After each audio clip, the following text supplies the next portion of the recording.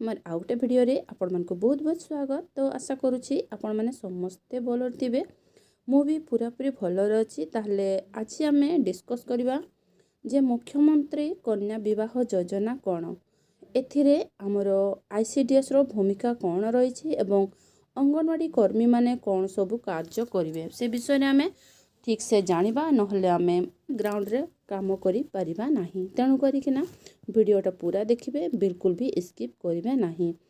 तो आमे प्रथमे जानिबा मुख्यमंत्री कन्या विवाह योजना कौन। तो मुख्यमंत्री कन्या विवाह योजना कौन, तार उद्देश्य कौन से विषय आमे जानिबा। को माने तार हिताधिकारी होई परिबे, हिताधी मानकर योग्यतार मानदंड कौन रहिबो, योजना रे कौन सब से लाभ पाइबे एवं एही लाभ पाइबा पई हेले सेमानकु कौन सबू डॉक्यूमेंट्स सबमिट करबा पई पड़िबो। आमे से विषय रे डिस्कस करबा एवं अंगनवाड़ी कर्मी को काम कौन आमे से विषय रे भी जानिबा। तो चलून ताहले आमे स्टार्ट कर देबा। वीडियो आपन को भल लागिबो ताहले गोटे लाइक निहाती करिवे, सांग मान को शेयर भी करि देबे। तो एही योजनार लक्ष्य कौन, एही योजनार लक्ष्य हला विवाह रे महिला मानकु समर्थन करी सेमानकर लगी सामाजिक सुरक्षा एवं लिंगगत समानता को प्रोत्साहित करिबा, विधवा मानकर पुनः विवाह को प्रोत्साहित करिबा एवं आर्थिक सहायता माध्यम रे बाल्य विवाह को रोकिबा। फलत आर्थिक दुर्बलता ह्रास पाइबो एवं हिताधिकारी को मर्यादा एवं निज पसंद सहित सशक्त करा जिवो। यह रहिला हमर लक्ष्य। एबे उद्देश्य रहिला मर्यादार सह विवाह आयोजन करा जाई आर्थिक दृष्टि वंचित परिवार को सहायता करिबा, बाल्य विवाह को रोकिबा सहित विधवा पुनः विवाह को प्रोत्साहित करिबा, यौतिक प्रथा को निरुत्साहित करिबा एवं सरल तथा सुंदर विवाह को प्रोत्साहित करिबा, आईनगत विवाह एवं विवाहर समयोचित पंजीकरण को प्रोत्साहित करिबा, विवाह संबंधी आर्थिक संकट को ह्रास करिबा। ताहले आमे लक्ष्य और उद्देश्य विषय जानिले। एबे हिताधिकारी कौ माने एही योजनार हिताधिकारी रहिबे आमे से विषय रे जानिबा।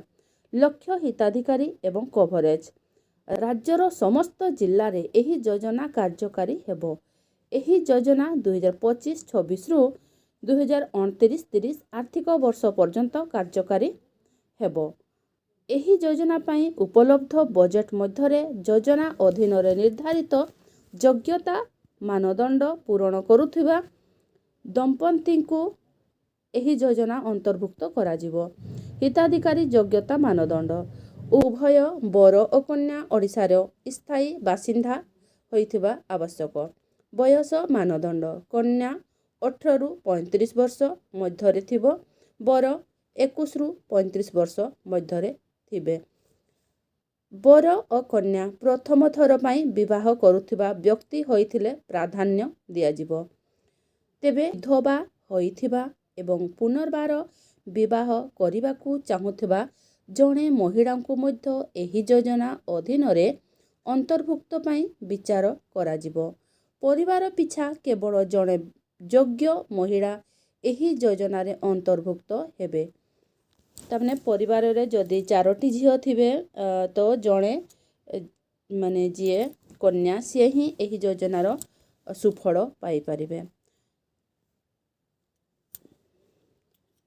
बर किंबा कन्या निजे किंबा सेमानक परिवार मध्यरु केही राज्य किंबा केंद्र सरकारक योजना गुड़िकरु विवाह सहायता ग्रहण करि नथिबे।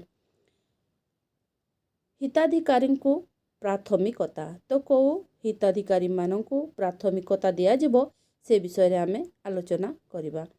जे प्रथमे आसीबे से प्रथमे सेवा पाइबे आधार रे आवेदन प्रक्रियाकरण करा जिवो। कौनसी जिल्ला रे कभर हेबाकु थिबा हिताधिकारी संख्या ठारू आवेदन संख्या अधिक हेले हिताधिकारी को प्राथमिकता दिया जिवो।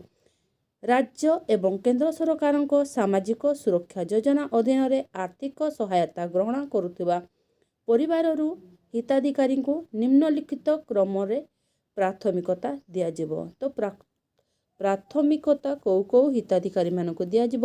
ବିଧବା ଯଦି ସେ ଥାନ୍ତି, ଦିବ୍ୟାଙ୍ଗ ବ୍ୟକ୍ତି ଯଦି ସେ ଦିବ୍ୟାଙ୍ଗ ଥାନ୍ତି, ନିର୍ଦ୍ଦିଷ୍ଟ ଭାବରେ ଦୁର୍ବଳ ଆଦିବାସୀ ଗୋଷ୍ଠୀ, PVTG, ଅନୁସୂଚିତ ଜନଜାତି, ସ୍ୱଳ୍ପ ଆୟଯୁକ୍ତ ପରିବାରକୁ ଆବେଦନକାରୀ। ତ ଯଦି ମନେକର ସ୍ୱଳ୍ପ ତାଙ୍କର ଥିବ ଇନକମ୍, ତାହେଲେ ସେ ଆବେଦନ କରିପାରିବେ। ସେମାନଙ୍କୁ ଅଗ୍ରାଧିକାର ଭିତ୍ତିରେ ତାଙ୍କୁ ଦିଆଯିବ। ଯୋଜନାରେ ମିଳୁଥିବା ଲାଭ। ତ ଏହି ଯୋଜନାରେ କ'ଣ ଲାଭ ମିଳୁଛି ଆମେ ସେ ବିଷୟରେ ଜାଣିବା। ତ ଯୋଜନାରେ ମୁଖ୍ୟମନ୍ତ୍ରୀ କନ୍ୟା ବିବାହ ଯୋଜନା ଅଧୀନରେ ପ୍ରତ୍ୟେକ ଯୋଗ୍ୟ କନ୍ୟା ତାଙ୍କ ବିବାହକୁ ସମର୍ଥନ ସକାଶେ ଏବଂ ତାଙ୍କ ପରିବାର ଉପରେ ଆର୍ଥିକ ବୋଝ ହ୍ରାସ କରିବା ପାଇଁ ମୋଟ 51,000 ଟଙ୍କା ଆର୍ଥିକ ସହାୟତା ପାଇବେ। ଏହି ମୋଟ ରାଶି ମଧ୍ୟରୁ 35,000 ଟଙ୍କା ହିତାଧିକାରୀଙ୍କୁ ପ୍ରତ୍ୟକ୍ଷ ଆର୍ଥିକ ସହାୟତା ଭାବେ ପ୍ରଦାନ କରାଯିବ।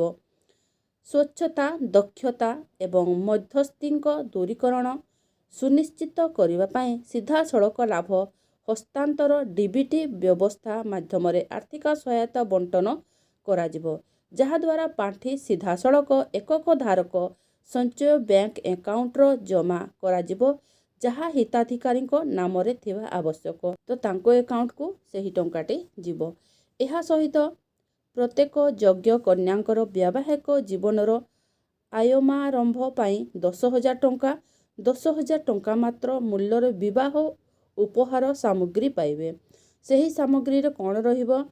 ସେ ସାମଗ୍ରୀରେ ରହିବ ବିବାହ ଶାଢ଼ୀ ସହିତ ଅତ୍ୟାବଶ୍ୟକ ସାମଗ୍ରୀ ଯେପରି ବିନ୍ଦି, ଚୁଡ଼ି, ଏକ ପାରମ୍ପରିକ ପାଉଁଜିର ଯୋଡ଼ା, ଗୋଟିଏ ଯୋଡ଼ା ଆଙ୍ଗୁଠି, ମୁଦି, ଝୁଣ୍ଟିଆ, ବାସନକୁସନ ଇତ୍ୟାଦି। ଏଗୁଡ଼ିକ ହସ୍ତତନ୍ତ୍ର, ବୟନ ଓ ହସ୍ତଶିଳ୍ପ ବିଭାଗ ଅଧୀନରେ ଥିବା ଉତ୍କଳିକାରୁ କିଣାଯିବ। କାର୍ଯ୍ୟକାରୀ ଏଜେନ୍ସିଗୁଡ଼ିକ ସହାୟତାରେ ଗୋଷ୍ଠୀ ବିବାହର ଆୟୋଜନ କରାଯିବ। ଏହି ଏଜେନ୍ସିଗୁଡ଼ିକ ସ୍ଥାନୀୟ NGO, ସମ୍ପ୍ରଦାୟ ଭିତ୍ତିକ ସଂଗଠନ, CBO, ସମାଜ, ଟ୍ରଷ୍ଟ ଏବଂ ସମ୍ପୃକ୍ତ ଜିଲ୍ଲାରେ ଅଭିଜ୍ଞତା, ବିଶ୍ୱସନୀୟତା ଏବଂ ପ୍ରସାର କ୍ଷମତା ଥିବା ସେହିଭଳି ସଂଗଠନ ହୋଇଥିବ। ତ ଏଇଠି ଗୋଟେ ଟେବୁଲ ଦିଆହେଇଛି। ଏଇଠି ଟେବୁଲରେ ଦେଖନ୍ତୁ, ଏହି ଟେବୁଲରେ ଦିଆହେଇଛି ଯେ 35,000 ଟଙ୍କା ଯିଏ କନ୍ୟା ଥିବେ ତାଙ୍କ ଆକାଉଣ୍ଟକୁ ସିଧାସଳଖ ଯିବ 35,000 ଟଙ୍କା ଏବଂ 10,000 ଟଙ୍କା ଉପହାର ବାବଦକୁ ଯିବ ଏବଂ 6,000 ଟଙ୍କା ଆମର ଯିଏ NGO ଇଭେଣ୍ଟ କରାଇବେ, ଯିଏ ବିବାହ କରାଇବେ ତାଙ୍କ ଆକାଉଣ୍ଟକୁ 6,000 ଟଙ୍କା ଯିବ। ସାଜସଜ୍ଜା, ଜଳପାନ, ବସିବା ସ୍ଥାନ ବ୍ୟବସ୍ଥା ଏବଂ ବିବାହ କରାଇବା ପାଇଁ 6,000 ଟଙ୍କା ଯିବ। ଏହିପରି ଭାବରେ ଆମର 51,000 ଟଙ୍କା ଖର୍ଚ୍ଚ ହେବ। ତ ଗଭର୍ଣ୍ଣମେଣ୍ଟର ଏହି ଗୋଟେ ନିୟମଟି ଆସିଛି, ଯାହାକି ଆମର କନ୍ୟା ବିବାହରେ ସେମାନେ ଏହି ଲାଭ ପାଇବେ। ଏବଂ ସେମାନେ କ'ଣ ସବୁ ଡକୁମେଣ୍ଟସ୍ ଦେବେ ଆମେ ସେ ବିଷୟରେ ଦେଖିବା। ଡକୁମେଣ୍ଟସ୍ ତାଙ୍କର ପଡ଼ିବ ଆବେଦନକାରୀଙ୍କ ଦ୍ୱାରା ଦାଖଲ ଲାଗି ବାଧ୍ୟତାମୂଳକ ଡକୁମେଣ୍ଟସ୍ ଉଭୟ କନ୍ୟା ଏବଂ ବରଙ୍କ ଆଧାର କାର୍ଡ଼, କନ୍ୟାଙ୍କ ନାମରେ ଥିବା ଏକକ ଧାରକ ବ୍ୟାଙ୍କ ଆକାଉଣ୍ଟ ପାସବୁକ୍। ତାପରେ ହିତାଧିକାରୀଙ୍କ ପ୍ରାଥମିକତା କ୍ଷେତ୍ରରେ ଏହି ଡକୁମେଣ୍ଟସ୍ ଗୁଡ଼ିକ ଯେଉଁଠାରେ ପ୍ରଯୁଜ୍ୟ ସେଠାରେ ହିତାଧିକାରୀମାନେ ଦାଖଲ କରିପାରିବେ। ତ ଦେଖ, ବିଧବା ଯଦି ସେ ପୁନର୍ବାର ବିବାହ କରିବା ପାଇଁ ଚାହୁଁଛନ୍ତି ତାହେଲେ ସ୍ୱାମୀଙ୍କର ମୃତ୍ୟୁଗତ ପ୍ରମାଣପତ୍ର ଜରୁରୀ। ତାପରେ ଯଦି ସେ ଦିବ୍ୟାଙ୍ଗତା ଥାନ୍ତି ତାହେଲେ ଅକ୍ଷମତା ପ୍ରମାଣପତ୍ର ଦରକାର। ତାପରେ ଯଦି ସେ PVTG ଥାନ୍ତି, ST ଥାନ୍ତି, SC ଥାନ୍ତି ତାହେଲେ ଜାତିଗତ ପ୍ରମାଣପତ୍ର ଦରକାର। ଆଉ ଯଦି ସେ ଗରିବ ଶ୍ରେଣୀର ତାହେଲେ ଆୟଗତ ପ୍ରମାଣପତ୍ର ଦରକାର। ତ ଏହି ଡକୁମେଣ୍ଟ ସବୁ ଦରକାର ଯଦି ହିତାଧିକାରୀ ଏହି ଯୋଜନାର ଲାଭ ନେବା ପାଇଁ ଚାହୁଁଛନ୍ତି। ତ ଏହି ସବୁ ଦରକାର। ତ ଏହିପରି ଭାବରେ ଆମର ଯେଉଁ ନୂଆ ଯୋଜନା ଆସିଛି ଏହା ଆମର କାର୍ଯ୍ୟକାରୀ ହେବ। ଏହାର ଲାଭ ଯଦି ଉଠାଇବା ପାଇଁ ଚାହୁଁଛନ୍ତି ହିତାଧିକାରୀମାନେ, ଆପଣ ଏ ବିଷୟରେ ଗ୍ରାମରେ ବୈଠକ କରିକିନା କହିବେ। ଆମର କାଲି ଏହାର ବୈଠକ କରାଯିବ। ସବୁ ଅଙ୍ଗନବାଡ଼ି ଦିଦିମାନଙ୍କୁ କୁହାହେଇଛି ଏବଂ ଏହାର ଯେଉଁ PDFଟି ମୁଁ ଆପଣଙ୍କୁ ଟେଲିଗ୍ରାମ ଗ୍ରୁପରେ ବି ଦେଇଦେବି ଏବଂ ଅଙ୍ଗନବାଡ଼ି କର୍ମୀମାନେ କ'ଣ କରିବେ ଆମେ ସେ ବିଷୟରେ ଏବେ ଜାଣିବା। ତ ଦେଖନ୍ତୁ, ଏହା ଆମର ବହୁତ ବଡ଼ ଚିଠି ଦିଆହେଇଛି। ଏଇଟା ଦେଖନ୍ତୁ ତାଙ୍କର ଯେଉଁ ଆବେଦନ ପତ୍ରଟି ଆବେଦନ ପତ୍ରଟି ଏହିପରି ଭାବରେ ରହିବ, ଯେଉଁଟାକି ସେ ପୂରଣ କରିବେ ଏବଂ ପୂରଣ କରିକିନା ସେ ସବମିଟ୍ କରିବେ। ତ ଏହା ଆମର ଯେଉଁ ପୂରଣ ହେବ ସେ ବିଷୟରେ ଆଉ ଗୋଟେ ଆମେ ଭିଡ଼ିଓ ବନେଇବା, ନହେଲେ ବହୁତ ଲମ୍ବା ହେଇଯାଉଛି। ଆଉ ତାପରେ ହେଲା ଆମର ଯେଉଁ ଅଙ୍ଗନବାଡ଼ି କର୍ମୀମାନେ କ'ଣ କାମ କରିବେ। ଅଙ୍ଗନବାଡ଼ି କର୍ମୀମାନେ ଏଥିରେ ଯେଉଁ ଯୋଗ୍ୟ ହିତାଧିକାରୀ ଥିବେ ତାଙ୍କୁ ସେ ଚିହ୍ନଟ କରିବେ।